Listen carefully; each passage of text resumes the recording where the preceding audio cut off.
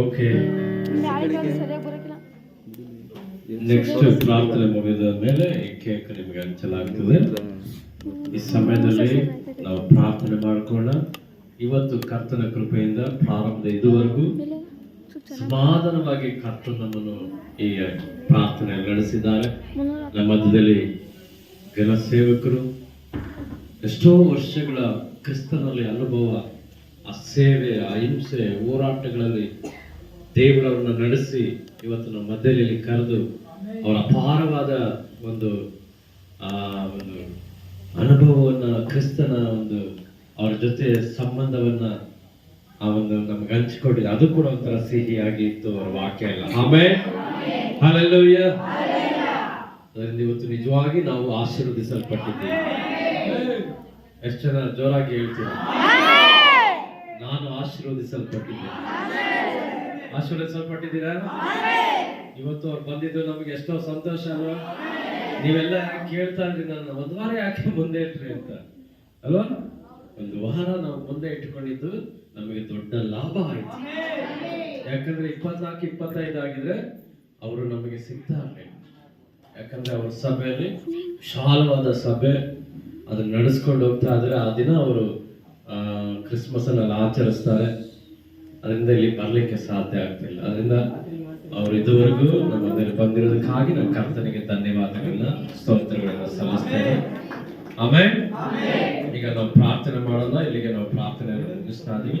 ಈ ಪ್ರಾರ್ಥನೆ ಮುಗಿದ ಮೇಲೆ ಪಾಸ್ಟರ್ನ ಸನ್ಮಾನಿಸೋದು ಇರ್ತದೆ. ಯಾರು ಆಚೆ ಈಚೆ ಹೋಗಬಾರ್ದು. ಯಾಕಂದ್ರೆ ಅವರು ಈ ಸಭೆ ಕಟ್ಟಿದ ಮೇಲೆ ಪ್ರಪ್ರಥಮ ಬಾರಿಗೆ ಅವರು ಬಹಳ ಸಂತೋಷದಿಂದ ಬಂದಿದ್ದಾರೆ. ಅವ್ರನ್ನ ನಾವು ಹಾಗೆ ಕಳಿಸಬಾರ್ದು. ಇಲ್ಲಿನ ನಮ್ಮೆಲ್ಲರ ಪ್ರೀತಿಯನ್ನ ಅವರಿಗೆ ಕೊಟ್ಟು ಕಳಿಸ್ಬೇಕು. ಆಮೇಲೆ ಓಕೆನಾ? ಓಕೆ, ಕಣ್ಣುಗಳು ಮುಚ್ಚೋಣ, ಪ್ರಾರ್ಥನೆ ಮಾಡೋಣ. ನಮ್ಮನ್ನು ಬಹಳವಾಗಿ ಪ್ರೀತಿ ಮಾಡಿದ ಪರಲೋಕದ ಜೀವನ ತಂದೆ ಆ ದೇವರೇ, ನಿನ್ನ ನಾಮಕ್ಕೆ ಕೋಟಿ ಕೋಟಿ ಸ್ತೋತ್ರಪ್ಪ. ಪ್ರಾರಂಭದಿಂದ ಇದುವರೆಗೂ ನೀನು ನಮ್ಮನ್ನು ಮಾರ್ಗ ನಡೆಸಿದ್ದಿ. ನಿಜವಾಗಿ ಕೂಡ ಈಗ ನಮಗೆ ಇದನ್ನ ಆಶೀರ್ವಾದ ಉಂಟಾಗಿ ಒಂದು ಶುಭ ಸಮಾಚಾರವನ್ನ ನಾವಿವತ್ತು ಕಲಿತೀವಿ.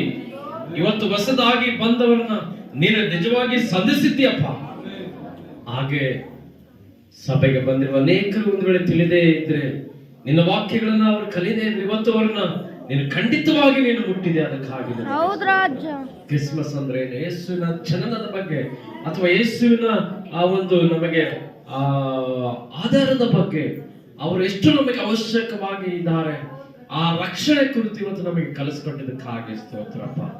ವಿಶೇಷವಾಗಿ ದೇವರಿಗೆ ಕೋಟಿ ಕೋಟಿ ಸ್ತೋತ್ರ ಸಲ್ಲಿಸ್ತಾ ಯೇಸು ಕ್ರಿಸ್ತನ ನಾಮದಲ್ಲಿ ಆಮೆನ್. ಅಂತ್ಯಾಶೀರ್ವಾದನ ಪಾಸ್ಟರ್ ನಡೆಸ್ತಾರೆ. ಅನಂತರ ಮಾತ್ರ ಅವ್ರನ್ನ ನಾವು ಸನ್ಮಾನಿಸ್ತೇವೆ. ಹಾಗೆ ನಮ್ಮದಲ್ಲಿ ಇನ್ನೊಬ್ಬರು ಸೇವಕರು ಕೂಡ ಇದ್ದಾರೆ. ಅಂದ್ರೆ ಅವರು ಈ ಸಭೆಯ ಎಲೆಕ್ಟ್ರಿಕಲ್ ಕೆಲಸವನ್ನ ಉಚಿತವಾಗಿ ಮಾಡಿ ಬಹಳಷ್ಟು ನಮಗೆ ಅವರು ಸಭೆಗೆ ಉಪಯೋಗ ಆದ್ರೆ ಅವರು ಕೂಡ ಒಂದು ಸೇವೆ ಮಾಡ್ತಾ ಇದ್ದಾರೆ. ಒಂದು ಹೊಸಕೋಟೆ ಬಸ್ತಿ ಸೋಮನಹಳ್ಳಿ ಪ್ರಾಂತದಲ್ಲಿ ಅವರು ಕೂಡ ನಮ್ಮಲ್ಲಿದ್ದಾರೆ. ಅವ್ರನ್ನು ಪಾಸ್ಟರ್ ಸನ್ಮಾನಿಸ್ತಾರೆ. ಯಾಕಂದ್ರೆ ಇಷ್ಟು ಕರೆಂಟ್ ಕೆಲಸಗಳನ್ನ ಗ್ರೋಯಿಂದ ಹಿಡಿದು ಇಷ್ಟೆಲ್ಲ ಫಿಟ್ ಮಾಡೋವರೆಗೂ ₹1 ಕಾಸು ತಗೊಳ್ಳದೆ ಅವ್ರು ಮಾಡಿದ್ದಾರೆ. ಅಂದ್ರೆ ನಾನು ಅವ್ರನ್ನ ಹೆಚ್ಚಿಸ್ತಾ ಇಲ್ಲ, ಅವರ ತ್ಯಾಗ ಸಭೆಗೋಸ್ಕರ ದೇವರಿಗೋಸ್ಕರ ಮಾಡಿದ್ದಾರೆ. ಅವ್ರನ್ನ ಕೂಡ ಪಾಸ್ಟರ್ ಸನ್ಮಾನಿಸ್ತಾರೆ. ನಂತರ ಸಮಯದಲ್ಲಿ ಈಗ ಅಂತ್ಯ ಆಶೀರ್ವಾದವನ್ನ ಪಾಸ್ಟರ್. ಎಲ್ಲ ಸಂತೋಷವಾಗಿದ್ದೀರಾ? ಹಾಗೆ ಎರಡು ಕೈಯ ಮೇಲೆ ಎತ್ತಿಕೊಳ್ಳಿ. Price the lord. ಯೆಹೋವನು ನಿಮ್ಮನ್ನು ಆಶೀರ್ವದಿಸಿ ಕಾಪಾಡಲಿ. ಯೆಹೋವನು ತನ್ನ ಪ್ರಸನ್ನ ಮುಖದಿಂದ ನಿಮ್ಮನ್ನು ನೋಡಿ ನಿಮ್ಮ ಮೇಲೆ ದಯವಿಡಲಿ. ಯೆಹೋವನು ನಿಮ್ಮ ಮೇಲೆ ಕೃಪಾ ಕಟಾಕ್ಷವಿಟ್ಟು ನಿಮಗೆ ಶಾಂತಿ ಸಮಾಧಾನವನ್ನು ಇಂದಿಗೂ ಎಂದೆಂದಿಗೂ ಅನುಗ್ರಹಿಸಲಿ. ಆಮೆನ್. ನನ್ನ ಮನವೇ ಯೆಹೋವನನ್ನು ಕೊಂಡಾಡು, ನನ್ನ ಸರ್ವಶಕ್ತನಾದ ಕರ್ತನನ್ನು ಕೀರ್ತಿಸಲಿ. ನನ್ನ ಮನವೇ ಯೆಹೋವನನ್ನು ಕೊಂಡಾಡು. Amen. Amen. Praise the Lord. Hallelujah. Hallelujah.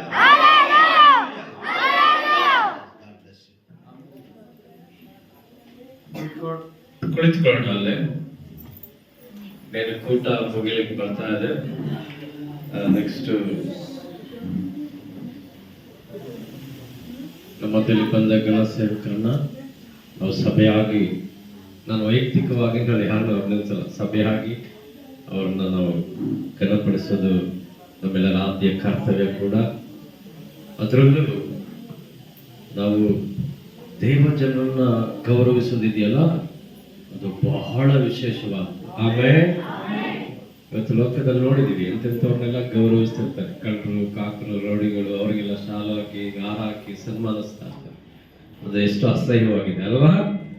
ಆದರೆ ದೇವರಿಗಾಗಿ ಜೀವನ ಮಾಡೋರು, ಸೇವೆ ಮಾಡೋರು, ಉಪವಾಸ ಮಾಡುವವರು, ಜನರಿಗೋಸ್ಕರ, ಆತ್ಮಗಳಿಗೋಸ್ಕರ ಪ್ರಾರ್ಥನೆ ಮಾಡೋರು.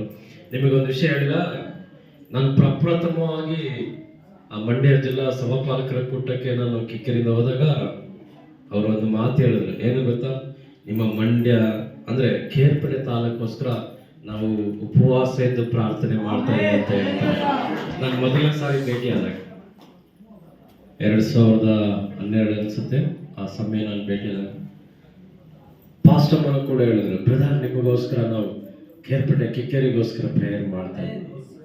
ನಿಜಕ್ಕೂ ಕೂಡ ನನಗೆ ಬಹಳ ಖುಷಿ ಆಯ್ತು. ಯಾಕೆ ಇಷ್ಟೊಂದು ವರಿ ದೇವ ಜನರಿಗೆ ಅಂದ್ರೆ ದೇವರ ಒಂದು ರಾಜ್ಯವನ್ನ ಅವರು ಕಟ್ಟುತ್ತಾ ಇರ್ತಾರೆ. ಹಾಗಾಗಿ ದೇವರ ರಾಜ್ಯಕ್ಕೋಸ್ಕರ ಎಷ್ಟೋ ಉಪವಾಸ ಇದ್ದು ಸಮಯ ಕೊಟ್ಟು ಪ್ರಾರ್ಥನೆ ಮಾಡ್ತಿರ್ತಾರೆ. ಇವತ್ತು ನಾನು ಅನ್ಕೊಳ್ತೀನಿ, ನಾವೆಲ್ಲ ಇಲ್ಲಿ ಸೇರಿ ಬಂದಿದ್ದು ಅವರ ಪ್ರಾರ್ಥನಾ ಪೂರ್ವಕ ಕಾರ್ಯ. ಆಮೇಲೆ ನಿಜಕ್ಕೂ ಕೂಡ ಹೆಮ್ಮೆ ಅನ್ಸುತ್ತೆ. ಮತ್ತಷ್ಟು ಮಾತ್ರ ಅಲ್ಲ, ಈ ಸಭೆಗೋಸ್ಕರ ಎಷ್ಟೋ ಪ್ರಯಾಸವನ್ನ ಪಟ್ಟಿದ್ದಾರೆ. ನನಗಿಂತ ಆ ಒಂದು ಮಂಡ್ಯ ಏಜಿನಲ್ಲಿ ಸೀನಿಯರ್ಸ್ ಇದ್ರು.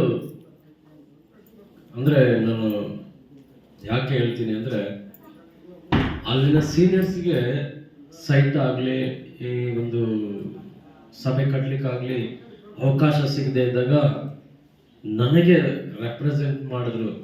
ನೀವು ತಗೊಳ್ಳಿ, ನೀವು ಕಟ್ಟಿ ಅಂತ ಇವ್ರು ನನಗೆ ಪ್ರಪೋಸ್ ಮಾಡಿದ್ರು. ಆಮೇಲೆ ನಾನು ಎಷ್ಟು ಖುಷಿಯಾಗಿರ್ಬೇಡ ಹೇಳಿ, ಫೋನಲ್ಲಿ ಕೇಳಿದಾಗ, ಮಂಡ್ಯದಿಂದ ವಾಪಸ್ ಬರುವಾಗ ಆನಂದವಾಗಿ ಬಸ್ಸಲ್ಲೇ ಕುಣಿತಾ ಡ್ಯಾನ್ಸ್ ಮಾಡ್ತಾ ಬರೋ ಥರ ಆಗಿದೆ. ಯಾಕಂದ್ರೆ ಜಾಗ ಸಿಗುತ್ತೆ.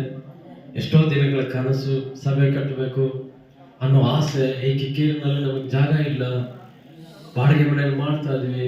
ಎಷ್ಟು ಕಷ್ಟ ಆಯ್ತಲ್ವ ಬಾಡಿಗೆ ಮನೆಯಲ್ಲಿ. ಸದ್ಯ ದೇವ್ರ ಕೃಪೆಯಿಂದ ಯಾರು ನಮಗೆ ತೊಂದರೆ ಕೊಟ್ಟಿಲ್ಲ ಅಲ್ಲೂ ಕೂಡ. ಆದರೆ ಇವತ್ತು ನಾವು ಸ್ವತಂತ್ರವಾಗಿ, ಇವತ್ತು ರಾತ್ರಿ ಎಲ್ಲ ಕೂಗಾಡಿ, ಅಂದ್ರೆ ದೇವ್ರನ್ನ ಆರಾಧನೆ ಮಾಡಿ, ಆರಾಧನೆ ಒಬ್ಬರಾದ್ರೂ ಬಂದು ಕೇಳಲಿಲ್ಲ. ಆದ್ರೆ ಅಲ್ಲಿದ್ರೆ ನಮ್ಮನ್ನು ಬಿಡ್ತಿದ್ರ, ನಿಲ್ಲಿಸ್ರಿ, ಯಾಕೆ ಹಿಂಗೆ ಸದ್ದು ಮಾಡ್ತೀರಾ, ಮಲಗಕ್ಕೆಲ್ಲ ನಮಗೆ ತೊಂದರೆ ಕೊಡ್ತೀರಾ ಅಂತಂದು. ಇಷ್ಟಕ್ಕೆಲ್ಲ ಏಜಿಸ್ ಸಂಸ್ಥೆಯ ಮಂಡ್ಯ ಜಿಲ್ಲೆಯಲ್ಲಿ ಪ್ರೆಸ್ಬೇಟರ್ ಆಗಿ ತಮ್ಮ ಅಚ್ಚುಕಟ್ಟಾದ ಜವಾಬ್ದಾರಿಯನ್ನು ಮಾಡ್ತಾ ಇದ್ದಾರೆ. ಅದರಿಂದ ಅವರ ಮೂಲಕವೇ ಇದು ಸಾಧ್ಯ ಆಯಿತು. ಮತ್ತು ಅದಕ್ಕೆ ದೇವರ ಒಂದು ಕೃಪೆ. ವಾಕ್ಯ ಹೇಳ್ತಲ್ವಾ, ದೇವರು ನಮ್ಮನ್ನು ಸಾಧನವಾಗಿ ಉಪಯೋಗ ಮಾಡ್ತಾನೆ. ಆಮೇಲೆ ಅವ್ರನ್ನ ಉಪಯೋಗ ಮಾಡಿದ ದೇವರು. ಹಾಗೆ ಇಲ್ಲಿ ದೇವ್ರ ಕೃಪೆಯಿಂದ ಈ ಸಭೆ ಇವತ್ತು ಈ ಸ್ಥಿತಿಯಲ್ಲಿ ನಾವು ನೋಡೋದಕ್ಕೆ ಸಾಧ್ಯ ಆಯಿತು. ಆಮೇಲೆ ಎಲ್ಲರಿಗೂ ಸಂತೋಷ ಅಲ್ವಾ? ಎಷ್ಟೋ ಕಡೆ ಸಭೆಗಳಿಲ್ಲ.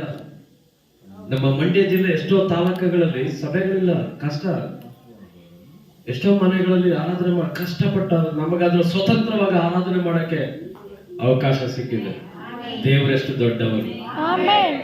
ಅದಕ್ಕೆ ಇವತ್ತು ಸಂದೇಶದಲ್ಲಿ ಮಹಾಪುರುಷ ದೇವರು. ಆಮೇಲೆ ಅದರಿಂದ ಅಂತ ಒಂದು ಸೇವಕರನ್ನ ನಾವು ಘನಪಡಿಸೋಣ. ಸಮಯದಲ್ಲಿ ಶಕುಂತ